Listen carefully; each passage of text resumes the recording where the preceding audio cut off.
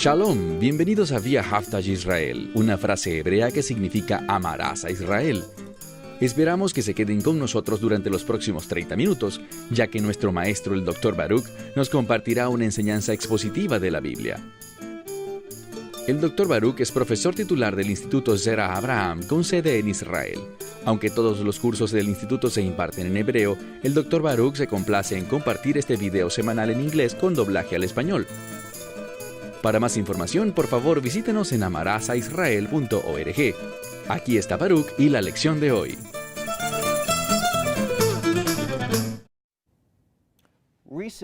Recientemente un caballero se me acercó y me dijo, ¿me podría enseñar cómo encontrar las bendiciones de Dios? Pensemos un momento en esto. Todo el mundo quiere ser bendecido por Dios. El problema es que muchas veces lo que nosotros consideramos como bendición de Dios realmente son los deseos de la carne.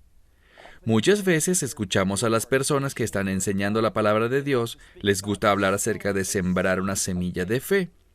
Y lo que realmente están haciendo es tratar de convencerte para que les des dinero a ellos. Si quieres ser bendecido, el dinero no es la clave para eso. ¿Sabes cuál es? La obediencia.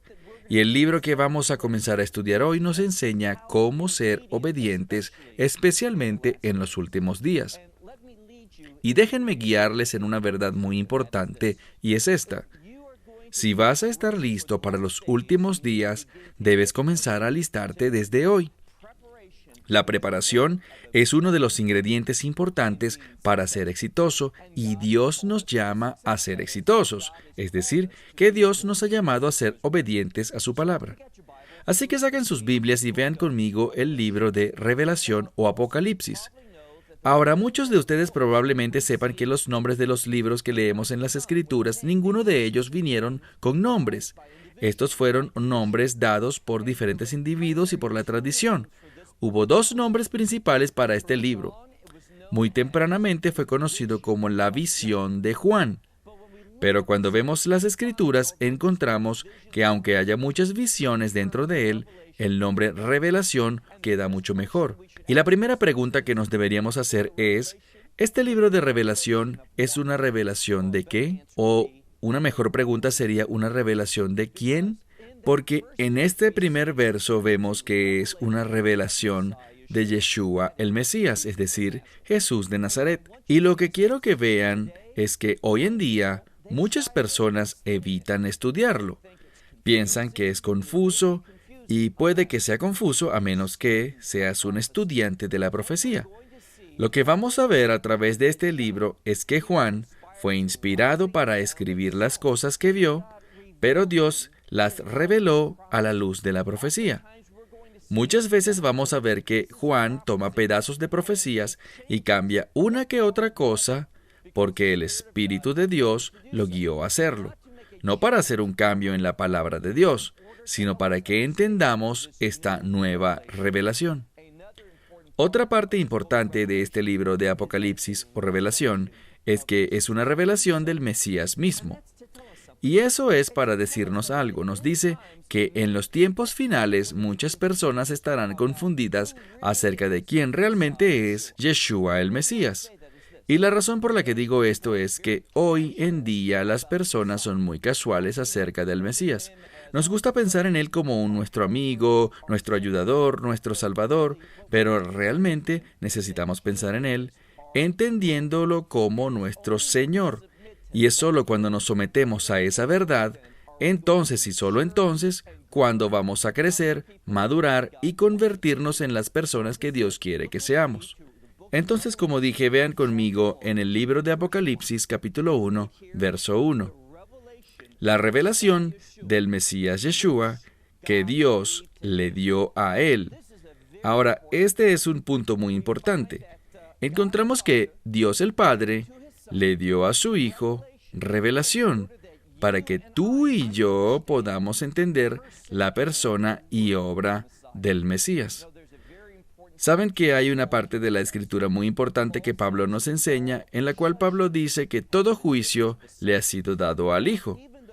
Ahora, a pesar de que hemos sido justificados por la fe, que es un resultado de la gracia de Dios, entiendan que el juicio en este libro nos va a hacer esto muy claro. Incluso para el creyente hay un juicio de sus obras. La Escritura nos va a decir que Dios va a juzgar a cada persona, bien sea salvo, es decir, aquellos que estarán en el reino de Dios, y aquellos que no estarán en el reino de Dios, también habrá un juicio para ellos. Y una verdad muy importante que vemos a lo largo de los profetas es esta.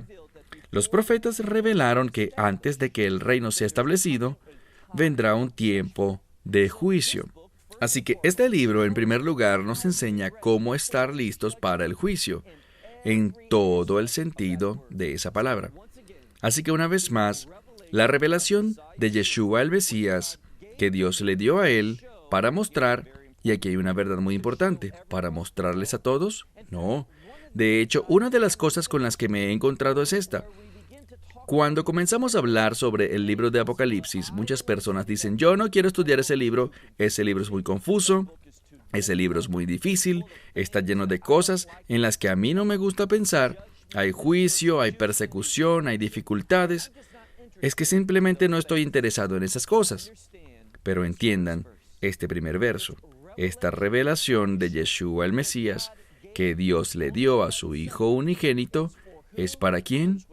Noten lo que el texto dice, a sus siervos. Ahora, lo que yo extraigo de esto es, aquellos que estén interesados en este libro serán los mismos que estarán interesados en servir a Dios. Entonces, antes de que vayamos más adelante, debemos hacer una pregunta muy importante, y es esta. ¿Estoy interesado en servir a Dios? ¿Es esto lo que me apasiona? Cuando me levanto en la mañana, ¿acaso oro? Dios, enséñame y dirígeme para poder servirte con fidelidad y obediencia. Bueno, si esto te describe, entonces esta profecía del libro de Apocalipsis será de gran importancia para ti. Bueno, avancemos. Para mostrarle a sus siervos las cosas que deben suceder pronto. Y hay dos maneras para entender este concepto de suceder pronto. Primero que nada, debemos entender la naturaleza del tiempo de Dios. En el libro de Mateo, y tiendo a hablar de esto muy seguido, en el capítulo 23, porque ahí nos habla algo acerca del tiempo de Dios, su providencia. Él le hablará a Israel y le dice a la nación judía, no me verán de nuevo, es decir, no regresaré, y la implicación es, no regresaré de nuevo hasta que establezca mi reino, hasta que digan, bendito el que viene en el nombre del Señor. Ahora, ¿qué nos dice esto? Bueno, nos dice que el regreso del Mesías, a pesar de que Dios conoce el momento específico en el que el Mesías va a regresar, Él lo sabe porque Él es omnisciente, pero entiendan un principio. No es tanto el tiempo que esperemos para que Dios le ordene al Mesías que venga, sino que en realidad Dios está esperando que nosotros, el pueblo judío, esté listo, y esta es la verdad. Israel no está listo por sí mismo. Todo se dará gracias a un tiempo de gran persecución y conmoción para el pueblo judío, tanto dentro del territorio como fuera del territorio. Entonces, a lo que se refiere cuando dice, el momento sucederá pronto, una manera de entenderlo es que Dios está listo, Él es capaz y Él quiere que ocurra, pero depende de nosotros. La segunda manera para entender esto es un fino aspecto de esa palabra que aparece aquí, pronto. Es decir, que cuando ese momento llegue, vendrá muy rápido. Es decir, que si alguien no está preparado, bueno, no tendrá tiempo de prepararse. Pienso, por ejemplo, en las 10 vírgenes y aquellas 5 que eran insensatas y no tomaron aparte aceite para sus lámparas. ¿Qué pasó? No estaban preparadas para cuando llegó el Mesías. La preparación es muy importante para ser fiel a Dios. Entonces, lo que la Escritura nos dice es lo siguiente, que necesitamos estar preparados en su profecía, y no pierdan de vista esto.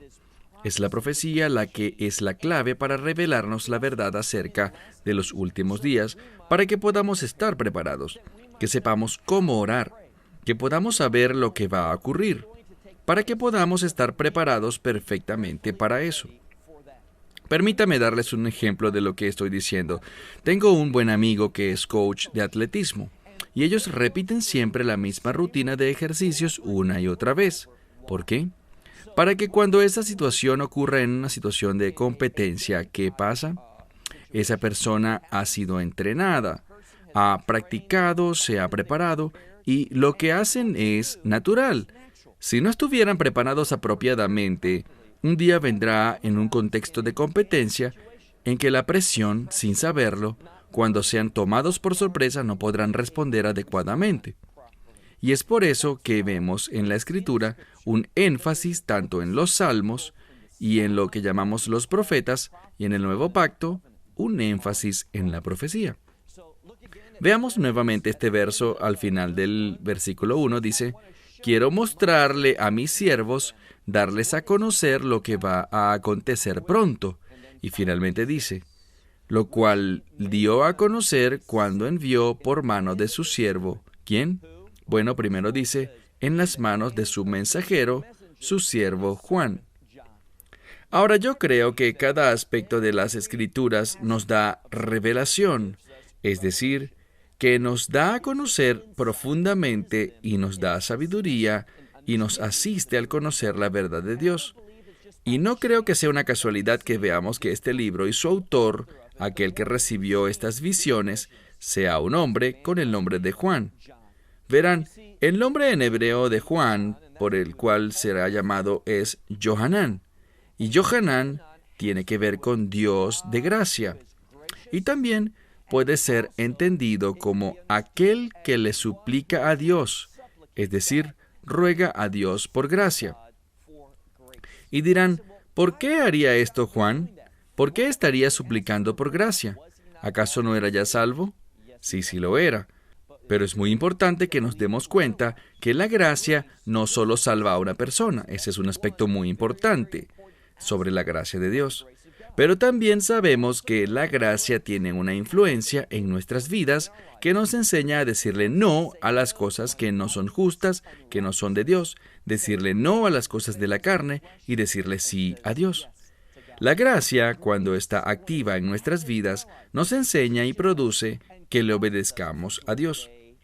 Y por esto, a Juan, Johanán, se le dio esta profecía. Avancemos al verso 2. Quien testificó la palabra de Dios y el testimonio de Yeshua el Mesías. Ahora, aquí está de nuevo, avanzaremos por esta profecía capítulo por capítulo, versículo por versículo, palabra por palabra, porque si no la entendemos en la manera en la que Dios nos la reveló, nos vamos a perder demasiada verdad bíblica. Y este libro, como lo hemos visto, este libro está escrito para nosotros, para que podamos ser bendecidos por Dios, y vamos a descubrir cuál es la bendición en realidad.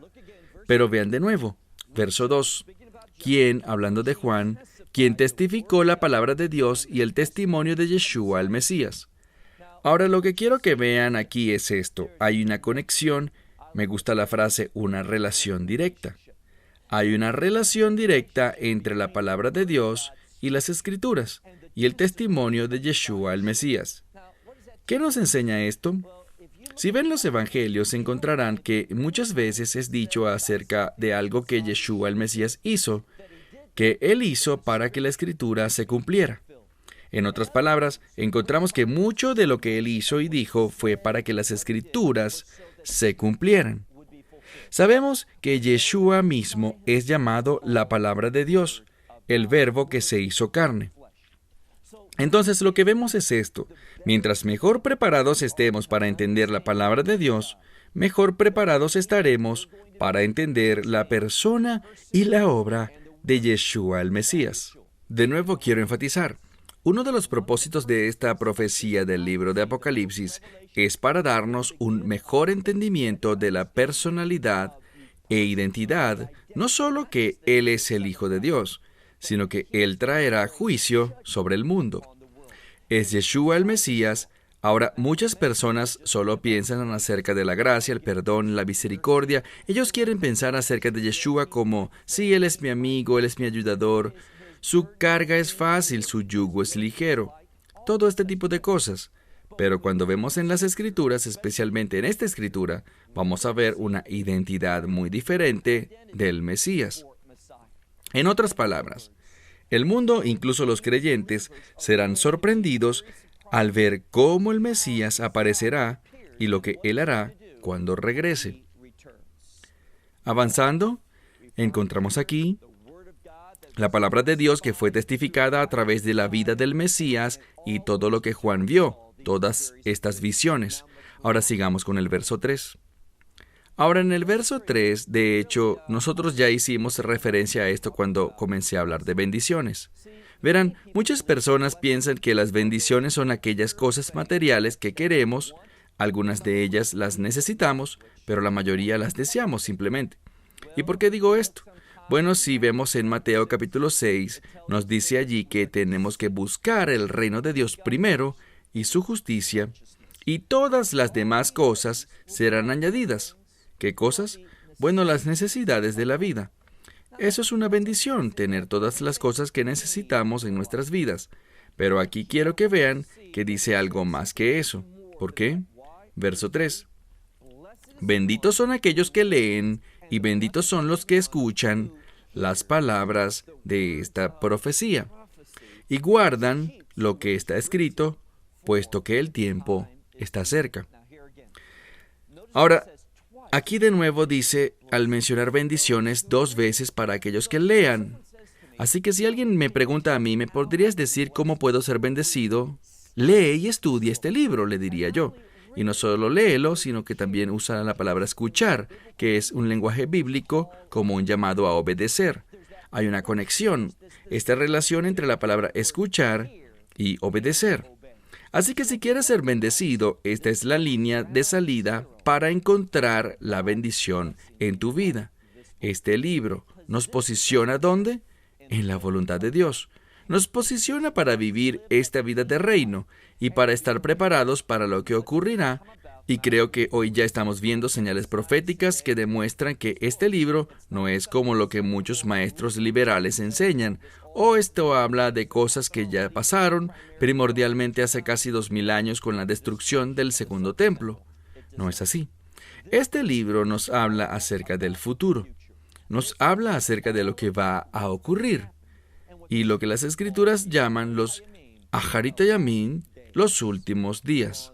Avancemos al verso 4.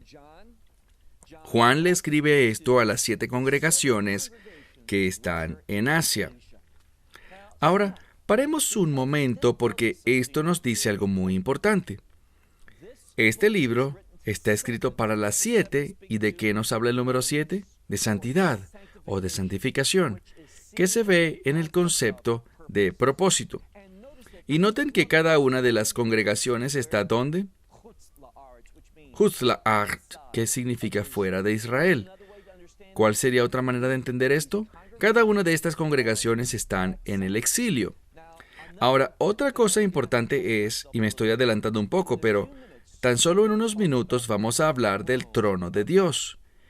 Una de las palabras más frecuentes que aparece en esta profecía es la palabra trono o el asiento de Dios. Y de lo que se trata este libro es muy simple.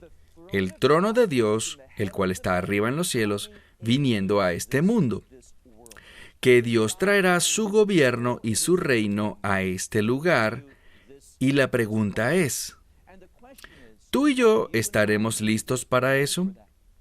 Y no solo esta pregunta, sino, ¿estamos viviendo para ser partícipes de este objetivo? ¿Traer el trono de Dios y su reinado a este mundo?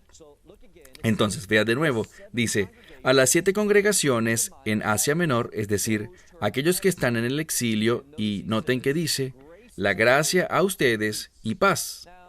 Ahora, esta es una expresión muy común que vemos en las Escrituras, gracia a ustedes y paz. ¿De qué nos está hablando eso?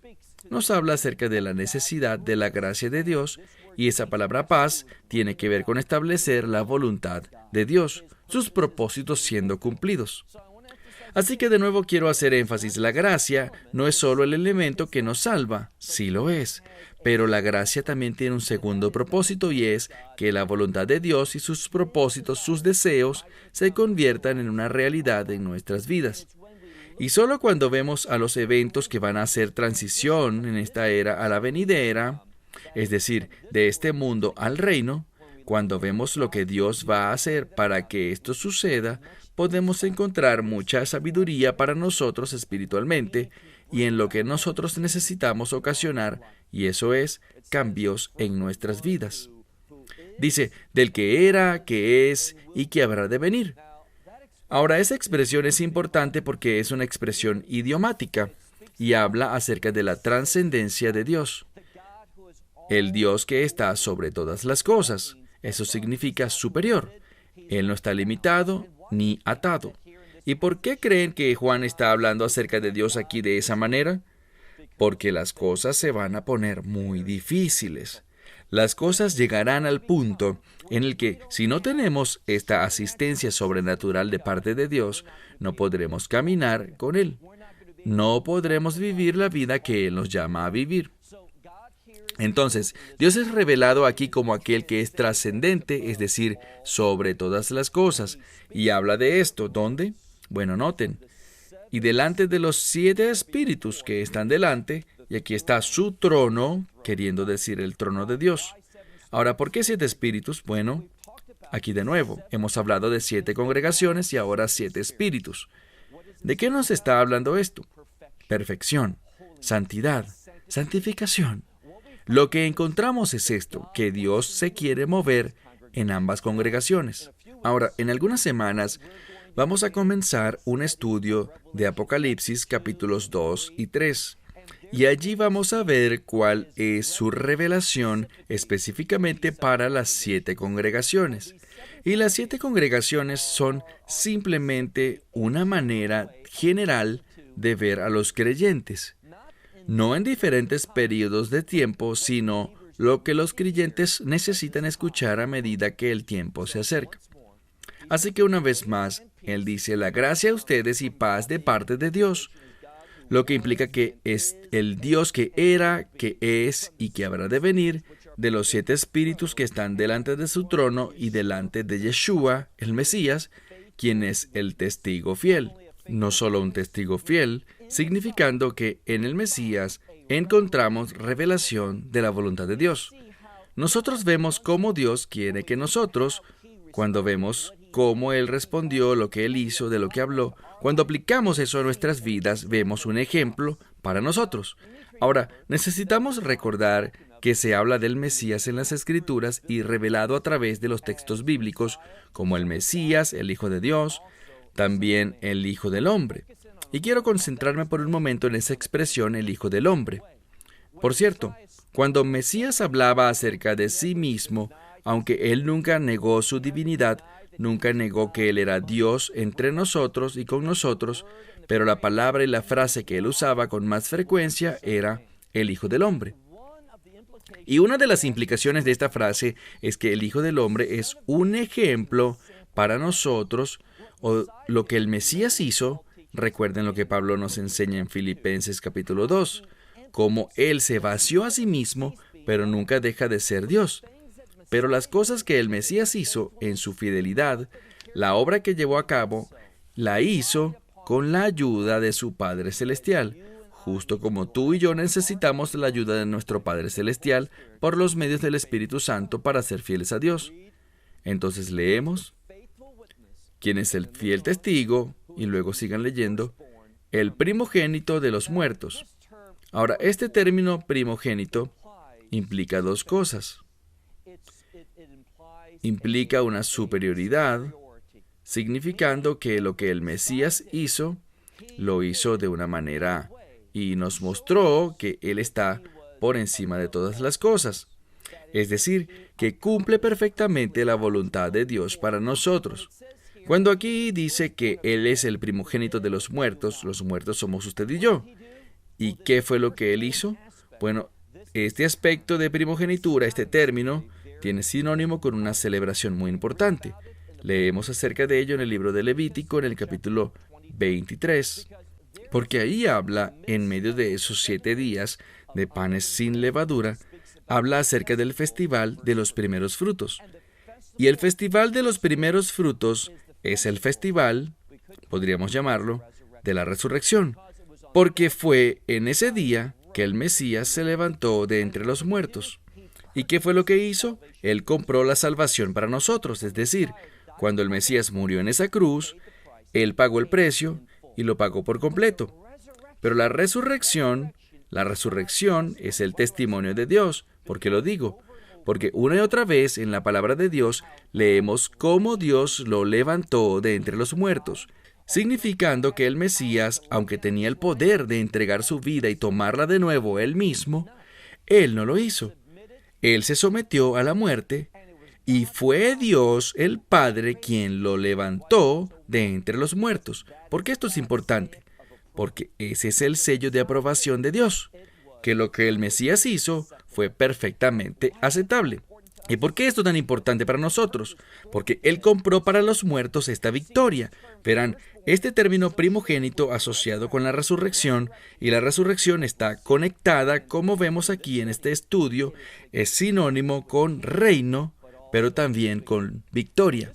Así que en este pasaje, vean de nuevo en el versículo 3, vemos aquí, dice que Él es el primogénito de entre los muertos y está por sobre todos los reyes de la tierra. Habla simplemente de la superioridad que le pertenece a Él sobre todas las cosas. ¿Por qué menciona sobre los reyes de la tierra? Porque ellos eran gobernantes, pero Él es el supremo gobernante. Y la pregunta que nos tenemos que hacer es, antes de avanzar más en este libro, ¿queremos su gobierno en nuestras vidas? Muchas personas quieren los beneficios de la salvación, pero no están interesados en su respuesta. Así que, ¿tú quieres el gobierno del Mesías en tu vida? Esperamos que te hayas beneficiado del mensaje de hoy y lo compartas con otros. Por favor, haz planes para unirte a nosotros cada semana en este momento y en este canal para otra transmisión de amarazaisrael.org. Nuevamente, para obtener más información sobre nosotros, visita nuestra web amarazaisrael.org, donde encontrarás muchas otras conferencias de Baruch en formato de video. Hasta la próxima semana. Que el Señor te bendiga en Yeshua HaMashiach, Jesús el Mesías, mientras caminas con Él. Shalom desde Israel.